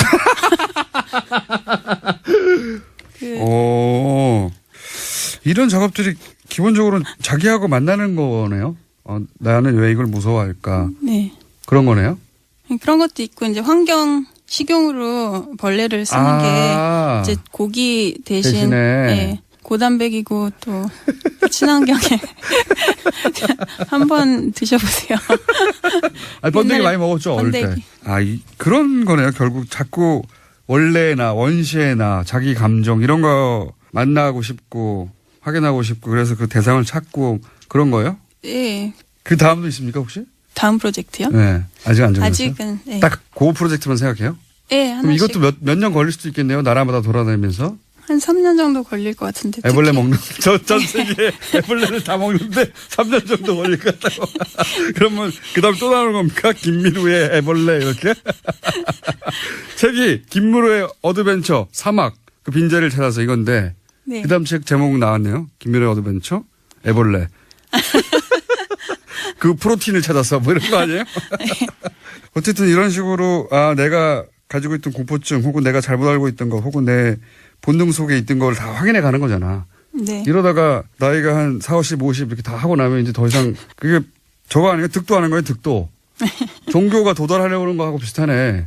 아버지하고 다른 방식으로 아버지가 하신 길을 가는 것 같기도 한데요. 예, 저는 이제 체험으로 공부를 하면서. 아버지는 겨우 책을 했고. 아버지는 책을 했을 뿐 잘 몰라. 본인은 직접 체험을 한 거고. 아버지 단점은요? 아직 생각 안 해봤는데. 아니, 생각 안 해봤어요? 왜 계속 물어보세요? 꼭 듣고 보려고. 아니, 한국에서는 감히 도울 선생에 대해서 뭐라고 할 수 있는 분들이 없거든요. 딸이니까 막 말할 수 있잖아요. 없어요? 아니, 별로 얘기할 게 없는데. 그래요? 네. 아버지한테 고마운 점 있어요? 많죠. 책임감이라는 거는 철저하게 이제 어려서부터 이렇게 어떤 책임감이요? 제가 하는 행동에 대한 책임감을 지는 거죠. 뭐 어디 가서든지. 독립적으로 살아야 되고 자기가 한 얘기는 자기가 책임져야 한다. 네. 아니 뭐 여러 가지 반대도 많이 하셨어요. 근데 처음에는 제가 고집이 세서 부모님들이 이런 작업을 반대하시겠죠. 애벌레 먹으러 아마존에 들어가서 막 산다 그러고. 계속 반대 쭉 계속 하셨는데 별로 이렇게 뭐 그렇게 좋아하시지는 않았는데 이제 책이 나오니까 이번에 좋아하셨어요. 반대하셨다기보다는 걱정하셨겠지. 걱정, 예, 걱정. 자, 이런 작업을 하시는 분이고요. 이런 작업을 하시면서 세계적 명성을 얻으신 분이고요. 이번에는 한국에서 책도 내셨고요. 사막에서의 작업을 묶어서 앞으로는 애벌레 작업을 하실 분이고요. 네, 본인에 대한 얘기는 다 사진이나 그림이나 작품으로 표현해 온 작가 김미루 씨였습니다. 감사합니다. 네, 감사합니다. 지금 걸려있는 사건이 있죠. 네. 성완종. 예, 네. 사건에서 그로 문제가 되니까 이분이 이제. 1억 받아가지고 이거 기탁금 낸 거 아니냐 이런 식으로. 예, 그래서 이분이 자, 전농동의 모은행 그 지점에 그 금고. 네. 현금 같은 걸 넣을 수 있는. 네. 그 금고를 갖다가 이렇게 운용하면서 그게 현찰을 3억 정도를 넣고 있었다는 거고 그 3억이 어떻게 해서 만들어졌느냐. 예. 이제 이런 특수활동비 남은 거 이런 거 생활비로 쓰라고 이제 부인한테 줬는데 부인이 그걸 가지고 또 우리 돈을 모았다. 네. 이걸 가지고 자기가 당대표 경선. 네. 이럴 때도 썼다 이제 그렇게 진술을 했었죠. 네. 그 돈을 어떻게 모았느냐를 설명하다가 근데 제 말은 뭐냐면 그거 국회 대책비, 그러니까 이 특활비 혹은 판공비 이거 남은 거를 집사람에게 생활비로 주곤 했다. 이렇게 왜 말했을까요? 그때부터 꼬이기 시작한 거거든요. 이게. 예. 근데 진실의 일단을 갖다가 얘기를 한 거죠, 사실은. 그러니까요. 집에 주긴 줬나 봐요. 줬죠. 예. 그거 안 준 걸 왜냐면 상대방 김진태 의원이 이제 공격하면서 집에서 줬지 왜 줬어 이렇게 물어보니까 아니 그게 아니라 이렇게 해명하는 과정에서 그 현장에서 이제 즉석에 대답하다 보니까 이렇게 대답한 것 같은데요. 그러니까 국방부 장관이 예를 들면 이제 전력 증강을 위해서 미사일 구입하고 뭐 최신 어떤 그런 무기 구입하는데 책정된 예산이 있는데 그거 쓰다가 좀 일부 남겨가지고 그걸 갖다가 우리 집에서 이제 도둑 잡는데 안식권대 줬어 뭐 이런 얘기죠. 네. 국가 안보라는 거죠. 이렇게 이야기가 시작돼서 이게 이제 점점점 커져서 지금까지 왔는데 지금 최신 해명을 그대로 페이스북에 올라온 거를 제가 전해드리면 내가 늘 급여로 정치 비용을 대던 국회의원들과의 혹은 기자들과 식사 비용 등을 이렇게 이제 원내 활동비가 나와서 대체할 수 있었기 때문에 급여에서 쓰지 않아도 되는 돈을 그 돈을 집사람의 생활비로 되돌려줬다. 그러니까 원래 급여에서 떼가지고 식사비 등등으로 쓰다가 이제 운영위원장이 돼서 대책비가 나오니까 판공비가 나오니까 그걸로 식사 비용을 쓰면 당연히 자기 급여에서 때로 때렸던 돈들이 필요 없어지니까 그걸 집에 줬다. 이렇게 이제 해명을 최신 버전은 이렇게 바뀌었습니다. 그러니까 검사니까 과거에 이제 그 범죄자들 많이 다뤄봤을 텐데 닮아가는 거죠. 그때 이제 습득한 이제 그런 이제 거짓말하는 방식을 쓰고 있는데 그 말이 안 되는 거고요. 급이라고 이해하는데 그 제가 볼 때는 이제 여당의 당시에 이제 여당의 원내대표였으니까 의원이니까 의원 세비가 나올 것이고 그건 완전 개인이 다 쓰는 것이고요. 네. 그 외에 이제 당 원내대표로서의 어떤 판공비 같은 것들이 나옵니다. 예, 이게 4,5천 낸다는 거죠. 예. 당 활동할 때는 그 돈을 쓰는 것이고요. 예. 그 다음에 이제 나오는 이 돈 가지고는 경조사에 뭐 화환 보내는 거 지역구 관리하는 비용 주로 그 개인을 위해서 거의 다 쓰고 있어요. 또 그렇게 용이하게 쓰라. 왜 현찰로 줬는가 하면은 현찰로 달라고 했기 때문에 제가 알아봤어요. 국회 사무처에다가. 이거 왜 현찰로 주는 이렇게 그 큰 거액을 하니까 돈 받는 사람들이 그렇게 달라고 해서 그 굳어졌다는 거예요. 오래전부터 그렇게. 오래전부터 굳어진 거기 때문에 그럼 돈 그 받는 사람들이 왜 그렇게 달라고 했는가? 어차피 이걸 갖다가 이제 밝히기 힘든 용도에 주로 쓰고 있기 때문에 그냥 이제 자국이 남는 은행에다 이체하면 또 이체한 돈을 또 이체할 수도 있고 하기 때문에 다 자국이 남잖아요. 남지 않는 방법으로 이제 현찰로 달라고 하는 거기 때문에 그래서 쓰다가 보면은 남을 수도 있는데 그러면 이제 자기를 위해서 열심히 일하고 있는 당직자들이라거나 이런 사람들 주면 될 일을 또 그렇게 안 줬다는 거잖아요. 그렇게 보여지는 본인은 부인하고 있습니다. 네. 본인은 부인하고 있고 이 마지막 해명도 저는 약간 논리적으로 좀 말이 안 되는 것 같은 것이 평상시에 급여로 그렇게 식사비를 쓰다가 기자들이나 이런 사람들하고 이 이제 원내대표가 돼서 이 판공비가 나와서 더 이상 그 돈은 내 돈을 안 써도 되고 그 판공비 나온 거로 쓸 수 있게 되어서 이제 이 집에다가 급여에서 따로 떼뒀던 그 돈을 돌려줬다는 거잖아요, 집에. 근데 그거는 그러면 한 번 있었어야죠. 처음에 그렇죠. 판공비 한 번 나올 때. 그다음부터 판공비가 계속 나오는데 따로 떼놓을 필요가 없지 않습니까, 그다음부터는. 그러니까 여하튼 결과적으로 보면 계속 그 집에다가 돈을 줬는데. 예, 주곤 했다고 했으니까. 예, 줬다는 걸 갖다가 시인하는 거고 그 돈이 이제 한 번 정도는 이제 그 처음에는 이제 자기 급여로 줬는데 나중에는 이제 급여로 쓰던 어떤 기자들 접대비나 이런 것들을 갖다가 이제 특수활동비로 하게 되면서 남는 돈을 집에다 줬다. 이런 식으로 둘러치고 있는 거죠. 좀 말이 꼬여가지고요. 예. 사실 이 문제를 이게 만약에 검찰이 수사 대상으로 삼으면 이거 크게 문제될 수 있지 않습니까? 예, 뿐만이 아니고 이분이 이제 변명을 하는 과정에서 그 야당 대표들에게도 줬다, 원내대표들에게도. 그건 뭐 기억에 착오를 그래서 이제 예. 그 원행 원내대표 이런 분들이 이제 발끈해가지고 이거 조사를 제대로 해보자 이제 이렇게 얘기를 하고 있는 거죠. 그건 물러섰어요. 기억의 착오라고. 뭐 기억의 착오가 있을 수도 있죠. 존재 자체가 착오죠, 사실은. 존재해서는 안 되는 분이 존재하니까 생기는 문제입니다. 존재 자체가 착오라기보다는 이제 당 대표로서는 존재하지 않아야 된다고 이제 정치적 주장을 하신 거죠. 인간으로서 그렇게 말하면 안 되는 거 아니겠습니까? 아, 네. 제가 뭐, 그렇죠. 정치적으로 문제라는 거죠. 뭐, 생물학적으로 제가 어떻게 시인의 뜻인데 거기다가 자, 개입을 하겠습니까? 아, 이게 큰 문제로 될 수도 있다. 예. 평상시라면 큰 문제로 발전할 수도 있는데 지금은 워낙 큰 문제가 많기 때문에 지금 네. 묻혀 있는 거죠. 워낙 큰 문제가 많아서. 그리고 이제 어제 있었던 굉장히 큰 정치권의 주목을 받은 사안 중에 하나가 이제 국민의당 끝장 토론입니다. 네. 바른정당에 대해서는 바른정당은 사실상 분당 수준으로 갈라질 것 같다라고 노르가즘에서 그 일이 있기 한참 전부터 말씀하셨는데 국민의당은 어떻게 전망하십니까? 예, 뭐 날이 춥기 때문에 뭐 밖에 나가기가 쉽지는 않죠. 그렇죠. 예. 예. 게다가 민주당, 바른정당은 자유한국당에서 오라고 한 건데 지금은 민주당이 오라고 하는 상황은 아니거든요. 예. 국민의당에서 나간다고. 전혀 아니죠, 사실은. 나간다고 갈 데가 있겠느냐 하는 자신감도 안철수 대표에게 있는 것 같고요. 예. 그렇죠. 그렇습니다. 근데 네. 여기가. 못 나가겠거니. 사실 우리가 이제 이 국민의당이 어떻게 해서 만들어졌느냐. 지난 대선 때문에 만들어진 당이죠, 사실은. 대선 때 이제 당 내에서 경선 등의 여러 방법을 통해 가지고 대선 후보가 되기 어렵고 또 그런 상황을 감수하기 싫은 분과 그 세력들이 이제 뛰쳐나와서 이제 다른 방식으로 대선에 도전해서 만든 당이기 때문에 사실 5월 9일 지난번 대통령 선거가 끝난 이후로는 이 당의 어떤 존재할 어떤 원동력이 상실된 거예요. 다른 동력을 찾아야 되는 거죠. 예.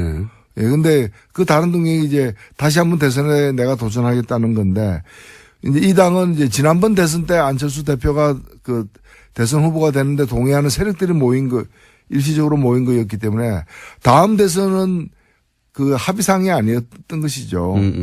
그렇기 때문에 다음 대선 앞두고는 그 안철수 대표가 계속 대선 후보로 가는데 동의하는 사람과 그렇지 않은 사람으로 나뉠 수밖에 없기 때문에 크게 길게 보면 이 분열은 뭐 예정된 분열이라고 저는 보는 것이고 필연적이었다. 일종의 이제 그러면 언제 어떻게 헤어지느냐의 문제만 남았는데 예. 이게 거의 뭐 처음에는 몰랐지만 나중에 알고 보니까 활성단층 지대에 이제 있는 거죠. 단층이 활성화되어 있다는 거는 판명이 됐는데 언제 어떤 식으로 이제 균열이 되고 쪼개지느냐만 남은 그런 상황이죠, 지금. 요약하면 국민의당 자체가 문재인, 그러니까 민주당에서 대선 후보가 문재인 당시 후보를 제치고 되게 어렵다고 판단한 세력들이 뭉쳐서 만들어진 정당이다. 이렇게 규정을 하신 거고. 근데 이번 대선까지는 그랬는데 다음 대선도 그럼 안철수냐. 여기 대해서 동의하느냐 아니냐로 가지고 크게 난리는 수밖에 없다. 왜냐면은 다음 대선을 갖다가 자력으로만 될 수 없기 때문에 다른 세력하고 손을 잡으면서 이제 시도를 해야 되는데 네. 누구하고 손 잡느냐에 따라서 호불호가 다 갈리는 거죠. 네. 그에 대해서 서로 간에 합의된 바가 없고 또 그 일치된 어떤 한 방향으로 합의되기가 어려운 지금 상황이지 않습니까? 그렇기 때문에 계속 가는 거는 불가능하다고 저는 보여집니다. 시기의 문제다. 네. 그런 거죠. 당장은 아니어도 시기의 문제다. 근데 안철수 대표가 어제 끝장 토론에서 했다는 말로 옮겨보자면 지방선거에서 2등을 통합을 하면 바른정당과 할 수 있고 그렇게 되면 자유한국당은 사그라들 것이고 그리고 문재인 정부의 실정도 있을 거였기 때문에 결국은 우리가 일당이 될 수 있다. 이 말은 결국은 바른정당과 합치고 그런 다음에 지방선거 이후에 자유한국당이 성과를 못 내면 그 당 안에서 이 당으로는 다음 대선이나 다음 총선이 어렵겠다고 생각하는 사람들이 떨어져 나올 것이고 그러면 그들과 또 합쳐가지고 일당 수준으로 커질 수 있다. 그러니까 바른정당과 합치고 그다음에 자유한국당 일부하고 합치는 이런 그림을 안철수 대표는 그리는 것 같아요. 예. 예, 확실하게 그렇게 돼 있는 거죠. 예. 그러니까 왼쪽으로는 이제 더 이상 이제 뭐 더민주당 지지 세력이라거나 그다음에 그 이외의 어떤 정의당도 예. 마찬가지고요. 그쪽으로는 이쪽으로는 없다. 뭐 그런 거죠. 가능성이 없다고 보는 것이고 네. 그 반대 방향으로 어떤 여지가 좀 있지 않느냐고 생각하는 것이고 지금 자유한국당의 다음 대선 주자가 없고 앞으로 생겨날 가능성도 적다고 보는 것이고 결국에는 홍준표 대표는 자유한국당을 먹거나 아니면 거의 식민지로 만들어 가지고 지지하게 만들거나 그 방향으로 가고 싶다는 거죠. 지난 대선에서 대선 한 3, 4주 전에 갑자기 지지율이 치고 올랐을 때가 있지 않습니까? 네. 그때 대구 경북을 비롯해서 이제 영남권에서 소위 이제 보수 표밭에서 안철수 대표의 지지가 상당히 높았지 않습니까? 그러다가 나중에 이제 여러 가지 일 때문에 꺾이긴 했는데 그 기억도 가지고 있는 것 같아요. 그 지역이 잠재적인 자신의 지지층이라고. 그렇죠. 뭐 시험을 보면 1등 할 때도 있고 2등 할 때도 있고 뭐 10등 할 때도 있고 뭐 그런데 1등 한 기억만 남는 거죠. 좋았던 기억만 가지고서 이제 힘들면 그렇게 됩니다. 힘들면 그렇게 됩니다. 근데 이런 구상이 뭐 저뿐만 아니라 당연히 국민의당 내에 있는 분들에게도 그런 구상이 읽히다 보니까 예, 뭐 안철수 대표는 사실 그렇게 생각할 수도 있죠. 그러니까 정치의 목표를 갖다가 정말 제대로 된 새 정치를 하는 게 목표라면 모르겠는데 그런 목표가 아니라면은 이기는 목표. 예. 뭐 새 정치든 헌 정치든 하여튼 이기는 것이 이제 정치의 목표다라고 생각하게 되면은 그런 방향으로 이제 갈 수밖에 없다고 저는 생각합니다. 그러니까 다만 보수의 적자가 되려고 하는 거죠. 예, 근데 이제 그 당내에 있는 다른 분들이 예. 똑같은 생각을 갖고 있느냐, 또 똑같은 정치 철학과 노선을 갖고 있느냐 전혀 아니라고 보여지기 때문에 이 당이 그대로 유지되기는 어렵다. 이번 지방선거는 그대로 관통하겠지만 다음 총선에는 이 당은 아마 현재와 같은 방식으로 존재하지는 않을 것이다. 이렇게 보이는 거죠. 안철수 대표의 구상이 성공한다면 바른정당과 합쳐지고 거기에 동의하지 않는 분들은 나가고, 그죠? 나가거나 혹은 뭐 나간다기보다는 당이 둘로 쪼개지는 수준으로 분당이 돼서 국민의당이 아니라 바른정당과 국민의당 쪽에서 통합파가 합쳐서 새로운 당이 하나 만들어지고, 그래서 이제 우리가 중도 보수다 내지는 뭐 개혁 보수다 이런 말을 하고, 그런 다음에 지방선거 이후에 자유한국당에서 이 자유한국당으로 보장이 안 된다 미래가 생각하는 분들도 합쳐가지고 일당이 되겠다. 그리고 거기서 결국 나밖에 없지 않느냐 다음 대선 후보는 안철수 후보는 그런 나름의 그 스케줄을 그리고 있는 것 같습니다. 지금 현재 거기에 동의가 안 되는 국민의당 일부 의원들 혹은 일부가 넘어서 절반 정도죠. 네, 절반 정도는 네, 동의가 안 되는 거죠. 그거는 이제 제2의 3당 합당 아니냐. 네. 그때 노태우, 김영삼, 김종필 이렇게 합쳐진 3당 합당 아니겠는가. 거기에 국민의당이 쓰일 수는 없다. 거기에 밑밥으로 이렇게 생각하고 이제 동의가 안 되는 분들 이렇게 갈라져 있는 거죠. 이 세력이 팽팽합니까? 현재 보시기에? 글쎄요. 제가 볼 때는 지금 우리 정치가 이번에 그 촛불 이후에 그 장기적으로 보면은 그 삼김 정치로 이제 영남, 호남 대립구도를 기본으로 하면서 이렇게 보수 진보 내지 어떤 개혁과 예. 수구 이런 식으로 해가지고 편성되어서 한 30년을 왔는데. 예, 3당 합당 이후로 그렇게 됐죠. 이제 새로운 어떤 정치 지형으로 가는 어떤 그 과도기에 지금 들었었다고 보여집니다.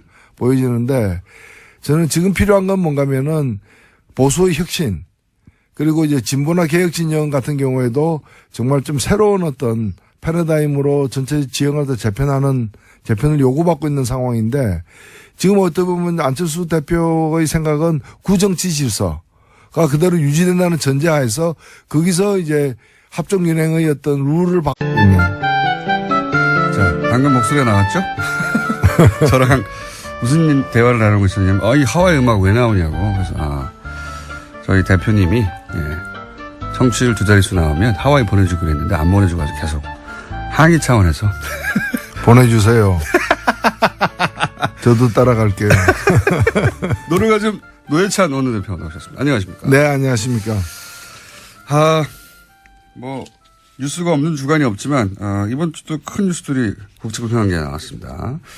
이 얘기부터 먼저 해볼까요?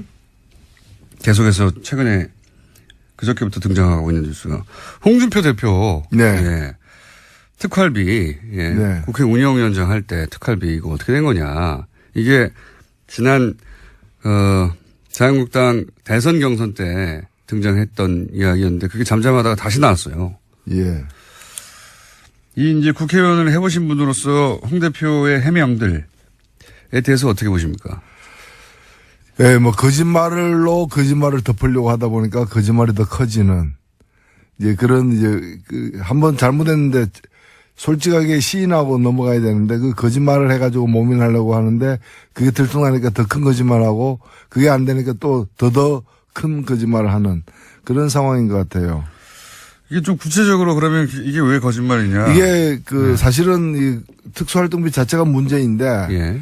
이 특수활동비가 4천만 원 내지 한 5천만 원 사이로 여당에게는 나오고 야당도 제일 야당도 한 3천만 원 이상 나옵니다. 예. 매달 나오는데 이 돈이 어떻게 나오는지 아세요? 어떻게 나옵니까?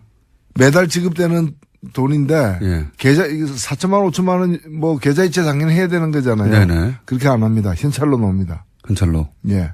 좋네요. 완전히 종이 돈으로 나옵니다. 그게 5만원, 예를 들면 5만원권으로 박스채 거의. 예. 그게 옛날에는 5만원권도 없었어요. 홍준표 대표가 받았던 시절에는 5만원권 없던 만원권 시절이었는데. 엄청난 박스가. 완전히 현찰로 매달. 현찰로 나와가지고. 그렇게 나오는 이유가 뭔가면은 건네주는 순간부터는 어떻게 쓰여진지 묻지 않고 그렇죠. 따지지 않는다는 그런 돈인 거죠. 네. 근데 그 돈을 주로 이제 여러 가지 다양한 정치 활동에 쓰는데 예. 그것도 문제죠, 사실은. 예. 왜냐하면 개파 관리한다가나 여러 가지 이제 그런 쓰는데 홍준표 대표는 그 중에 상당 부분을 갖다가 생활비로 썼다는 거거든요. 그러니까 이제 이게 공금이기 때문에 다른 용도로 쓰는 것도 공금 행령에 속하는데 그러니까 생계형 그 횡령 범죄죠, 이거는. 예. 이게 이제 제가 그대로 워딩을 지난 자유한국당 대선 경선 때의 워딩을 전하면 이 질문을 이제 김진표 의원이 당시 운영위원장 할 때 판공비를 집에 갖다 줬다는 이야기가 있다 이렇게 물으니까 그게 아니라 2008년 여당 원내대표 할 때 국회 운영위원장을 겸하기 때문에 여당 원내대표가 운영위원장을 겸하죠. 그 때문에 매달 국회 대책비, 이 국회 대책비가 소위 이제 판공비 혹은 특수활동입니다. 로 나오는 4,500만 원씩을 전부 현금화해서 국회 대책비로 쓰고 남은 돈을 집사람에게 생활비로 주곤 했다. 여기서부터 시작된 거예요. 남은 돈을 집사람에게 생활비로 주곤 했다. 네. 왜 이렇게 답을 했을까요? 이분이 지금